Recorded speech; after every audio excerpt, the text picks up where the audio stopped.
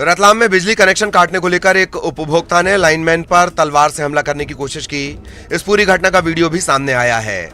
दरअसल बिजली बिल का भुगतान न करने पर एक लाइनमैन ने उपभोक्ता का कनेक्शन काट दिया। उपभोक्ता कनेक्शन काटने से आक्रोशित होकर लाइनमैन पर हमला करने के लिए घर से तलवार लेकर निकलता है और लाइनमैन की तरफ दौड़ लगा देता है। गनीमत ये रही कि वहां आसपास मौजूद लोगों ने उपभोक्ता को पकड़कर लाइनमैन की जान बचाई। मामला खरवा कला विद्युत वितरण केंद्र के कसारी गांव का है। बिजली कर्मी ब्रजेश लोधी गांव में बिजली बिल जमा न करने वाले उपभोक्ताओं पर कार्रवाई करने पहुंचे थे। इन्हीं उपभोक्ताओं में कमल पिता गणपत लाल डांगी भी शामिल था। ब्रजेश ने बिजली बिल जमा न करने पर कमल के घर का बिजली कनेक्शन काट दिया। कमल को जब इस बात का पता चला तो वो गुस्से में गया और लाइनमैन पर हमला कर दिया। वहीं लोगों ने यह समझकर कमल को छोड़ दिया कि अब उसके हाथ में कुछ नहीं है तो कोई खतरा नहीं है। इसके बाद भी कमल नहीं माना। उसने ब्रजेश पर पत्थर उठाकर हमला करने की कोशिश की। इसके बाद लोगों ने कमल को पकड़कर ब्रजेश की जान बचाई।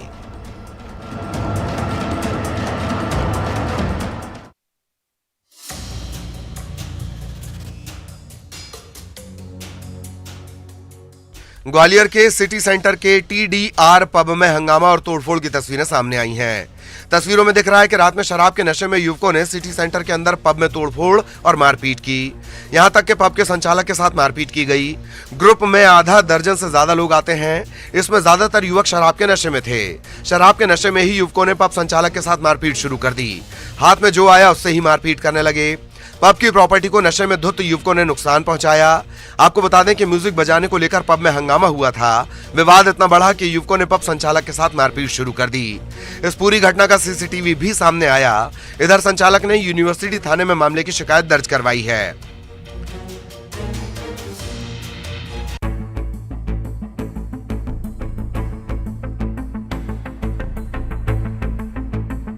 मध्य प्रदेश में नाबालिग बच्चों के साथ छेड़छाड़ और रेप के मामले बढ़ते जा रहे हैं। ताजा मामला बैतूल जिले से सामने आया है, जहां एक आटा चक्की संचालक ने 14 साल की नाबालिग लड़की के साथ छेड़छाड़ की।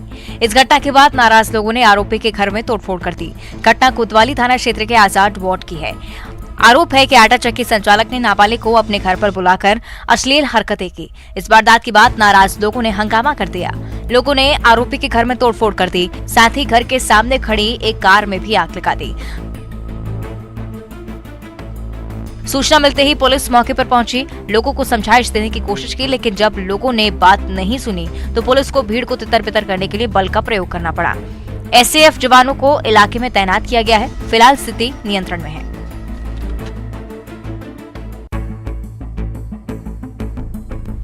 नरसिंहपुर में ग्राहक को सब्जी बेचने को लेकर सब्जी की दुकान लगाने वाली 2 महिलाएं भरे बाजार में भिड़ गईं।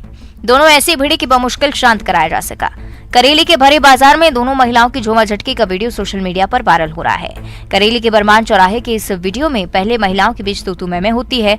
बढ़ते बढ़ते बात दोनों की हाथापाई तक पहुंच जाती है, जिसमें एक महिला तराजू उठाकर दूसरी महिला को मारती और फिर दोनों आपस में एक दूसरे पर शक्ति आजमाते हुए नजर आती हैं। यहाँ मौजूद लोग दोनों महिलाओं के बीच बचाव के लिए आते हैं और बमुश्किल समझाइश के बाद दोनों को शांत कराया जाता है।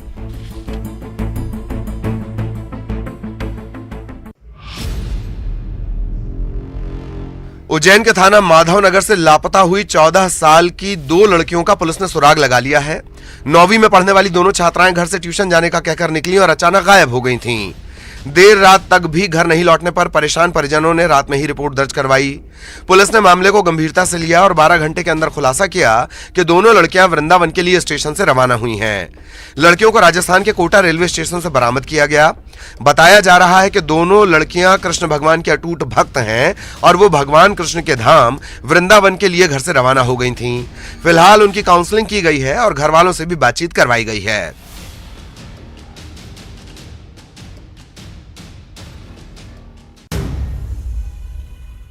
भोपाल का VIP रोड कभी स्टंटबाजों की वजह से सुर्खियां बना रहता है तो कभी दूसरी वजहों से। ताजा मामला करबला पंप हाउस के पास का है, जहां बड़े तालाब में एक युवती ने छलांग लगा दी।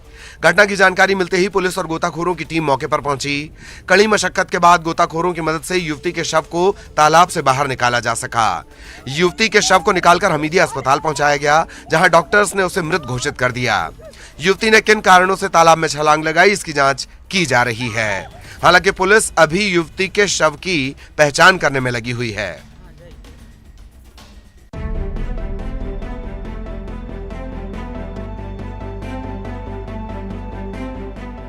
खबर गरियाबंद से, जहां फिंगेश्वर शहर नदी मोड़ में 2 दंतेल हाथियों ने जमकर उत्पात मचाया। हाथियों की मौजूदगी के कारण इलाके में दहशत फैल गई। परसित कला में उत्पात मचाते हुए हाथी फिंगेश्वर नदी मोड़ होते हुए महासमुंद मुख्य मार्ग पर पहुंच गए हैं। सड़क पर हाथियों के आने के चलते कई घंटे तक सड़क जाम रही। इधर वन विभाग की टीम ने लोगों को अलर्ट किया, लोगों को सुरक्षित स्थानों पर भेज दिया गया है। हाथियों के कारण कई घंटों तक सड़क जाम रही। वन विभाग की टीम रात भर लोगों को अलर्ट करती रही। रात में ईंट भट्टों में काम करने वाले लोगों को सुरक्षित स्थानों में भेजा गया। सड़गोड़ में हाथी घर के बड़ी में घुस गए, जिसकी वजह से लोगों को दहशत में रात गुजारनी पड़ी। फिलहाल हाथियों की मूवमेंट पर वन विभाग नजर रख रहा है।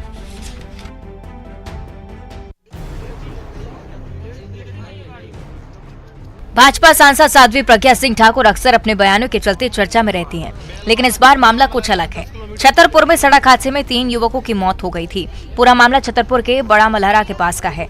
इसी दौरान घटनास्थल से गुजरी भोपाल सांसद साध्वी प्रज्ञा ठाकुर की जब नजर पड़ी तो उन्होंने तुरंत अपना काफिला रोका, जिसके बाद घटना के संबंध में स्थानीय लोगों से जानकारी लेकर देरी से पहुंचे बड़ा मलहरा थाना प्रभारी के खनीजा को फटकार लगाई।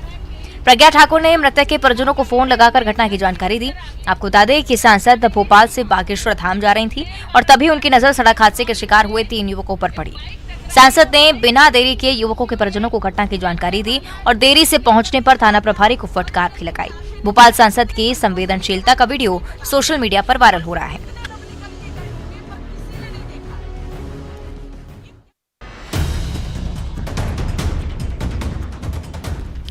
छत्तीसगढ़ का सबसे बुजुर्ग हाथी सिविल बहादुर ने दुनिया को अलविदा कह दिया है।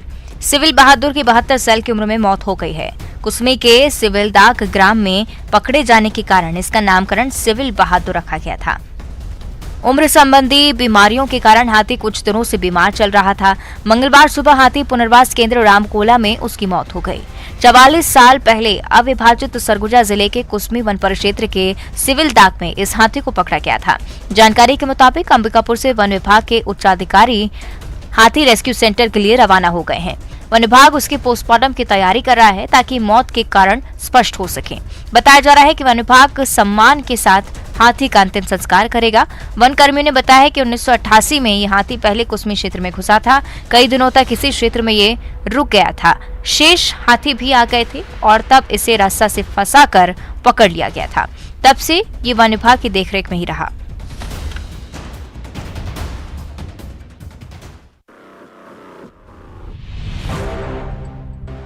ये पानी नहीं पीना है,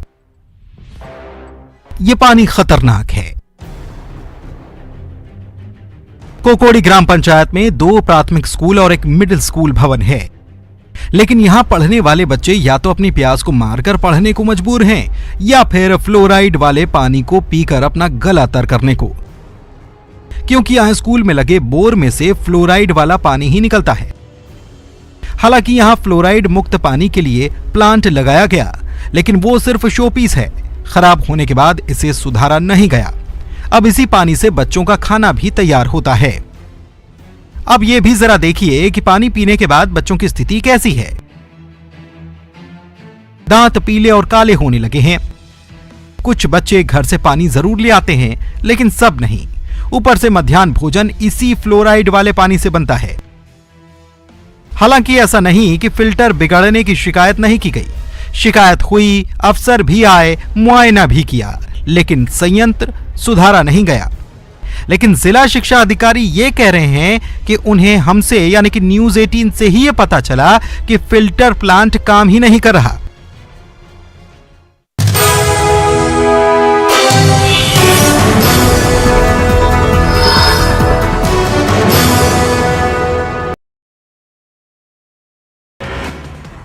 छत्तीसगढ़ विधानसभा सत्र का आज दूसरा दिन। आरक्षण के मुद्दे पर सदन में कल हुआ हंगामा। आरक्षण विधेयक की भेंट चढ़ा पहला दिन। 24 से 26 फरवरी तक रायपुर में होगा कांग्रेस अधिवेशन। दिल्ली में हुई कांग्रेस की बैठक में लिया गया फैसला। अधिवेशन में होगा कांग्रेस वर्किंग कमेटी का चुनाव।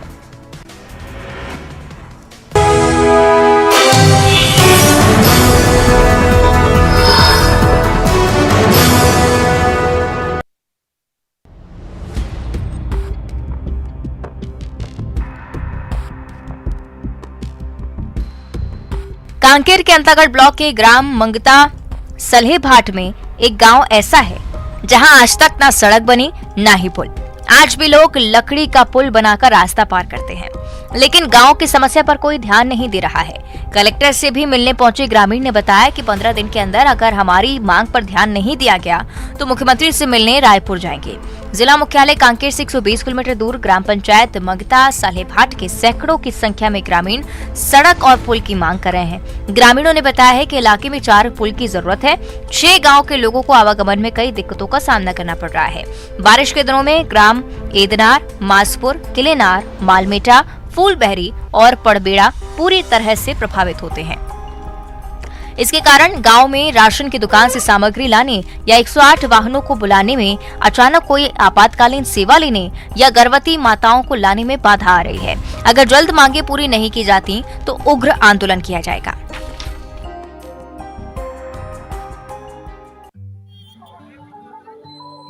ग्वालियर व्यापार मेले का शुभारंभ 5 जनवरी को होने जा रहा है। सीएम शिवराज सिंह चौहान मेले का वर्चुअल शुभारंभ करेंगे। इस मौके पर ग्वालियर मेले में केंद्रीय मंत्री ज्योतिरादित्य सिंधिया मौजूद रहेंगे। साथ ही प्रदेश के कई मंत्री भी मेले के शुभारंभ कार्यक्रम में ग्वालियर आएंगे। आपको बता दें कि 7 फरवरी तक चलने वाला ग्वालियर व्यापार मेला का आगाज 26 दिसंबर को हो चुका है। ग्वालियर व्यापार मेले में इलेक्ट्रॉनिक, शिल्प, कपड़ा, बर्तन, खिलौने, खान पान समेत करीब 2500 से ज्यादा दुकानें लग रही हैं। वहीं ऑटोमोबाइल सेक्टर में 150 से ज्यादा दुकानें लग रही हैं। इस बार भी मेले में वाहन खरीदी पर 50% रोड टैक्स पर छूट मिल रही है। इसके चलते कार और बाइक की बम्पर बिक्री हो रही है। कोरोना के चलते पिछले 2 साल से मेले का आयोजन नहीं हो रहा था, लिहाजा इस साल मेले में 1500 करोड़ से ज्यादा का कारोबार होने की संभावना है।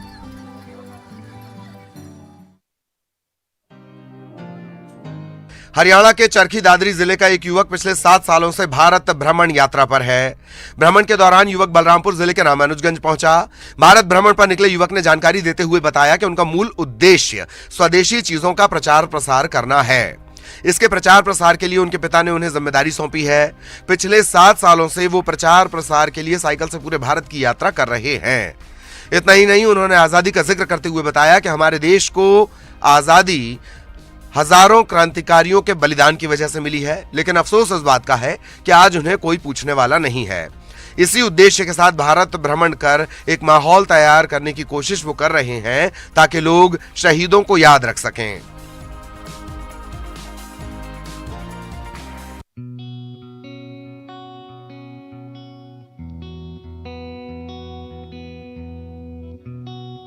नया साल हो और नए साल पर गुम हुआ फोन मिल जाए तो क्या कहना। ऐसा ही हुआ मुंगेली में, जहां मुंगेली पुलिस ने लोगों को उनके गुम हुए मोबाइल फोन लौटाए। फोन मालिकों ने कभी सोचा भी नहीं होगा कि नए साल पर उनको गुम हुए फोन उन्हें वापस मिल जाएंगे, लेकिन मुंगेली पुलिस ने गुम हुए 120 मोबाइल की रिकवरी की। लोगों को उनके मोबाइल वापस दिए गए। मुंगेली एसपी चंद्रमोहन सिंह ने पुलिस कंट्रोल रूम में कार्यक्रम रखकर लोगों को उनके मोबाइल वापस किए। साथ ही सभी को साइबर क्राइम के प्रति जागरूक करने के लिए एक बुक भी भेंट की है। लोगों ने गुम हुए मोबाइल मिलने की उम्मीद भी खो दी थी, लेकिन नए साल में मुंगेली पुलिस ने गुम हुए मोबाइल देकर मोबाइल मालिकों के चेहरे पर खुशियां लौटाई, जिसके लिए सभी ने पुलिस का आभार जताया।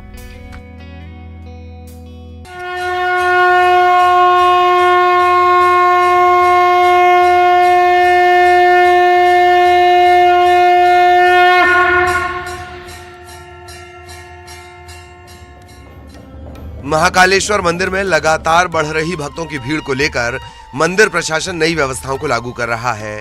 शीघ्र दर्शन, गर्भगृह दर्शन और भस्म आरती की व्यवस्था को ऑनलाइन करने के बाद अब मंगलवार से देश भर के श्रद्धालु महाकाल मंदिर में होने वाले पूजन को ऑनलाइन घर बैठे बुक करवा सकेंगे।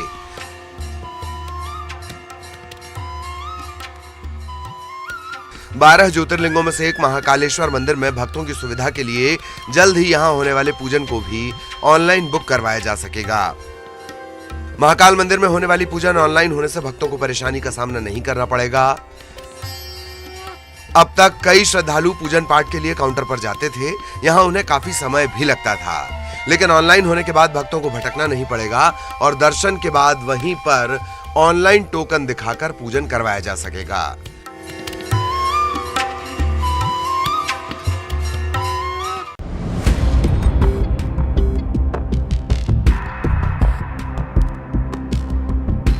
मध्य प्रदेश में दिसंबर भले ही 10 साल में सबसे ज्यादा गर्म रहा, लेकिन नया साल कड़ाके की ठंड लेकर आया। भोपाल में आज देश में दूसरे नंबर पर सबसे ज्यादा कोहरा रहा। यहां विजिबिलिटी 50 मीटर तक पहुंच गई। राजधानी में रविवार रात पारा 3 डिग्री लुढ़क कर 7.2 डिग्री सेल्सियस रिकॉर्ड हुआ। भोपाल के अलावा देश में चंडीगढ़, अंबाला, भिवानी, करनाल, भागलपुर और मंडी में विजिबिलिटी 50 मीटर रही। सबसे ज्यादा घना कोहरा हिसार और पूर्णिया में रहा। यहां विजिबिलिटी 25-25 मीटर रही। खराब मौसम के कारण भोपाल आने वाली एयर इंडिया की दिल्ली और मुंबई फ्लाइट को नागपुर डाइवर्ट करना पड़ा। इंडिगो की दिल्ली, मुंबई और हैदराबाद फ्लाइट लेट हुई। इंडिगो की बेंगलुरु फ्लाइट आज कैंसिल करनी पड़ी। मध्य प्रदेश में पचमढ़ी की रात सबसे सर्द रही। यहां का न्यूनतम तापमान 4.5 डिग्री सेल्सियस रिकॉर्ड हुआ। वहीं दिल्ली एनसीआर में ठंड का सितम जारी है। घने कोहरे पर आईएमडी ने अलर्ट जारी किया है। मौसम विभाग ने अगले 2 दिन घने कोहरे की चेतावनी जारी की है। सोमवार सुबह से ही रायपुर समेत प्रदेश भर में मौसम शुष्क रहा। रायपुर का तापमान अधिकतम 29.1 डिग्री सेल्सियस और न्यूनतम 15.5 डिग्री दर्ज किया गया। अधिकतम तापमान सामान्य से 2 डिग्री सेल्सियस ज्यादा और न्यूनतम तापमान सामान्य से 3 डिग्री सेल्सियस ज्यादा रहा। प्रदेश भर में पेंड्रा रोड सबसे ठंडा रहा। यहाँ का न्यूनतम तापमान 9.8 डिग्री सेल्सियस दर्ज किया गया।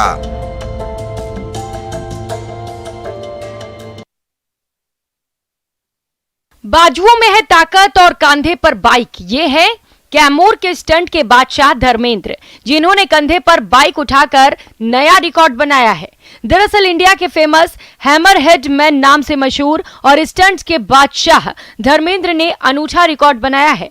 इस शक्तिमान ने कंधे पर 249 किलोग्राम की बाइक रखकर 30 सेकंड में 100 मीटर की दौड़ लगाई। धर्मेंद्र के लिए ये रिकॉर्ड कोई नया नहीं है। इससे पहले वो कई सारे रिकॉर्ड दर्ज करा चुके हैं। इन्होंने बजाज प्लेटिना बाइक को उठाकर विश्व रिकॉर्ड बनाया था, जो इंडिया वर्ल्ड रिकॉर्ड में दर्ज किया गया। इन्होंने ये रिकॉर्ड त्रिपुरा की राजधानी अगरतला में बनाया था। इस प्रतियोगिता में 21 देशों के प्रतिभागियों को पछाड़कर धर्मेंद्र ने विश्व रिकॉर्ड बनाया था।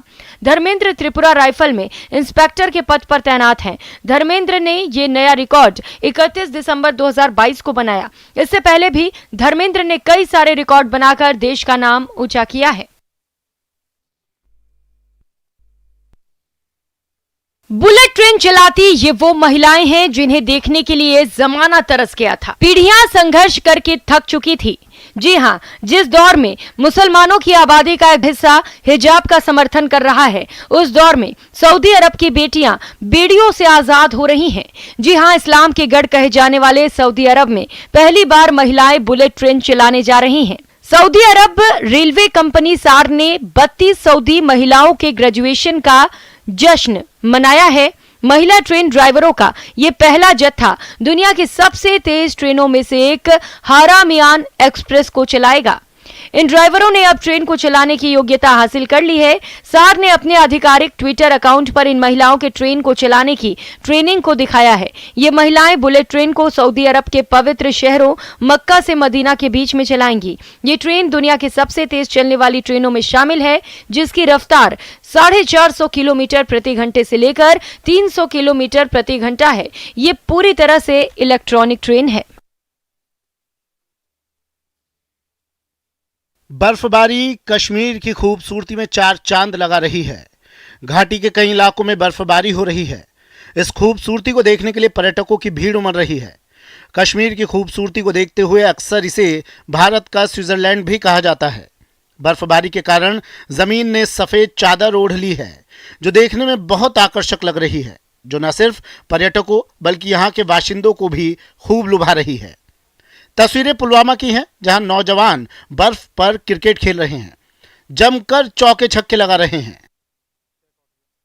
बहुत ही मजा आ रहा है। यहाँ देखो, ऊपर पहाड़ियों पे भी बर्फ गिरी है। यहाँ पे भी ये 2 इंच बर्फ तकरीबन यहाँ पे है। उसके बावजूद भी हम खेलने के लिए यहाँ पे आ गए। हमने नहीं सर्दी नहीं छोड़ी, घर पे सब कुछ छोड़ के आ गए हम खेलने के लिए। आज हमने थोड़ी स्टार्टिंग की यहाँ पे।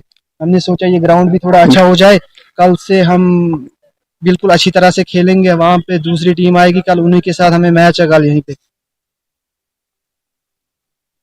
अपनी खास फ्लाइट अनाउंसमेंट के चलते सुर्खियों में रहने वाले पायलट मोहित तेवतिया एक बार फिर से अपने खास अंदाज के लिए चर्चा में हैं। उनका एक वीडियो जमकर वायरल हो रहा है, जिसमें तेवतिया को यात्रियों के सामने खड़े होकर अनाउंसमेंट करते देखा जा सकता है। अनाउंसमेंट के दौरान वे कह रहे थे कि जरा फेफड़ों को दें आराम, ना करें धूम्रपान, वरना दंडनीय हो सकता है अंजाम। इसी तरह पोएटिक अंदाज में उन्होंने अपना अनाउंसमेंट पूरा किया। स्वागत है आप सभी का स्पाइस जेट में एज अ मेहमान। अब जिम्मेदारी हमारी करना आपका सम्मान। अगर हमने सहजता पूर्वक किया अपना काम तो अब से 1.25 घंटे में होगा गंतव्य पे प्रस्थान। तो जरा दे फेफड़ों को आराम और ना करे धूम्रपान, वरना दंडनीय हो सकता है अंजाम। अगर ऊंचाई की बात करें तो होगा 32,000 फीट का मुकाम, क्योंकि अगर और ऊपर गए तो शायद दिख सकते हैं भगवान। आज 850 किलोमीटर प्रति घंटे की गति से उड़ेगा ये विमान और सर्दी बहुत होगी बाहर, 0 से 47 डिग्री कम होगा तापमान। अगर मौसम खराब हो तो बांध कुर्सी की पेटी करे विश्राम, और कोई भी आवश्यकता हो तो बेझिझक करें विमान कर्मियों को परेशान।